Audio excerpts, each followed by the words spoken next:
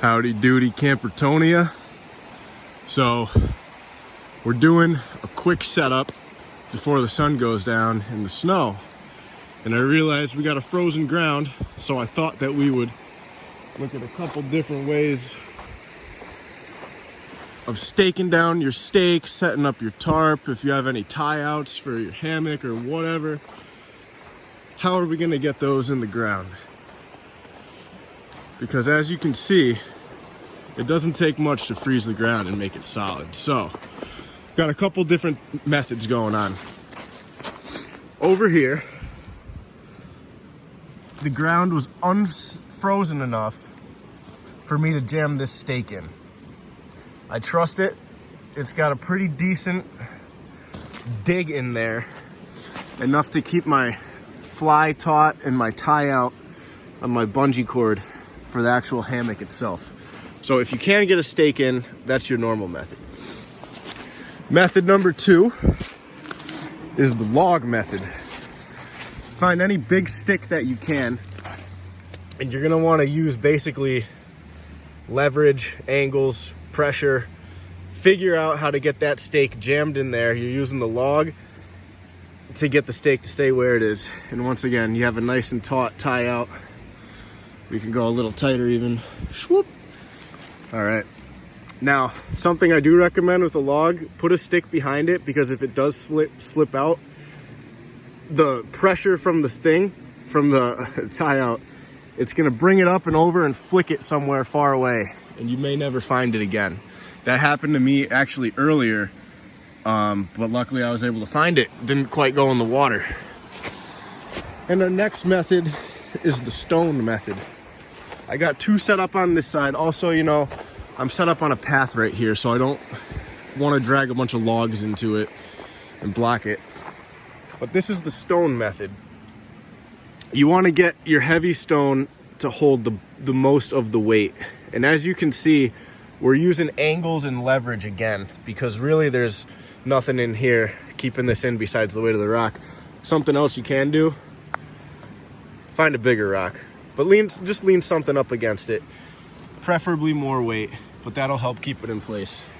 And we'll go to the next rock pile over here. Got my big rock keeping the weight down. I like this one. This one's a little more sturdy than that one down there, but you know, it all works. Get a couple rocks. You really don't need a big one. This is kind of overkill. And once again, maybe if it comes loose and you have a stone blocking the tie out, it won't go flying, hopefully. If it does, I guess you just gotta find it. But those are some methods for getting your tie downs, stakes in when the ground is frozen. So yeah, look at this, so beautiful. So what we're gonna do now is hop in the hammock. Oh yeah, check this out too. I usually have a gear sling that I rock underneath the hammock, but I said not today. We're gonna keep the bag off the ground. We're not staying overnight. So once again, you know, look at that.